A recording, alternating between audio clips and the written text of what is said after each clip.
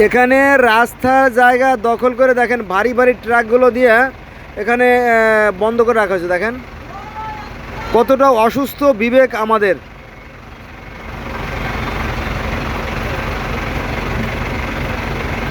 আজকে হচ্ছে 2/10/2024 বুধবার।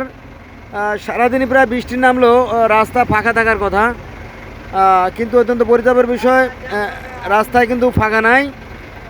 আর আমার সামনে একটা গোডাউন দেখতে পাচ্ছেন। এই গোডাউনের ভিড়ে কোটি কোটি টাকার মাল, বিশাল গোডাউন। এটা হচ্ছে সিস্তিয়া ট্রান্সপোর্ট এজেন্সি। এটা হচ্ছে আপনার পানঘাট, মানে পুরন ঢাকার সেই এমপি হাজী সেলিম সাহেবের এলাকা আর কি। হ্যাঁ, এটা হচ্ছে আমাদের পাপের প্রায়শ্চিত্ত আর কি।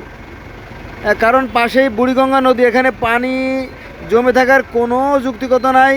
কারণ ইঞ্জিনিয়াররা যখন রাস্তা তৈরি করছে, রাস্তার উত্তর সাইডটা উঁচু এবং দক্ষিণ সাইডটা নিচু করছে, এবং দেওয়ালের পাশ দিয়ে 50 ফিট পর পর গর্ত করে দিচ্ছে যাতে পানিগুলো নেমে যেতে পারে। হ্যাঁ, কিন্তু এ পাশে আপনার আমি দেখাতে পারতেছি না, কারণ গাড়ি আছে তো।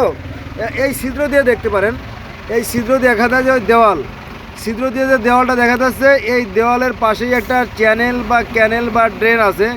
কিন্তু অত্যন্ত পরিতাপের বিষয় হলো সত্য যে সেই নালাটা ময়লা দিয়ে বন্ধ করে রাখা হয়েছে, ফলে দেখেন রাস্তাটাই তলায় গেছে, রাস্তায় পানি দেখা যাচ্ছে এবং কোথাও কোথাও ভেঙে একদম গর্ত হয়ে গেছে যেখানে চলার অনুপযুক্ত। আরও অনেক ব্যাপার আছে। এই যে ভারী গাড়ি দেখতেছেন, এই গাড়িগুলো কিন্তু রাত 8টা বা 10টার সময় বের হওয়ার কথা, কিন্তু এখন এই 5টার সময় বের হয়ে গেছে বা 6টার সময় বের হয়ে গেছে। হ্যাঁ, যেহেতু কোথাও কোনো নিয়ম শৃঙ্খলা নাই, আইনের বাস্তব প্রয়োগ নাই, ফলে আমরা আমাদের পাপের প্রায়শ্চিত্ত ভোগ করছি, কিন্তু আমরা আমাদের নির্বুদ্ধিতার কারণে সেই বিষয়গুলো বুঝতে পারছি না।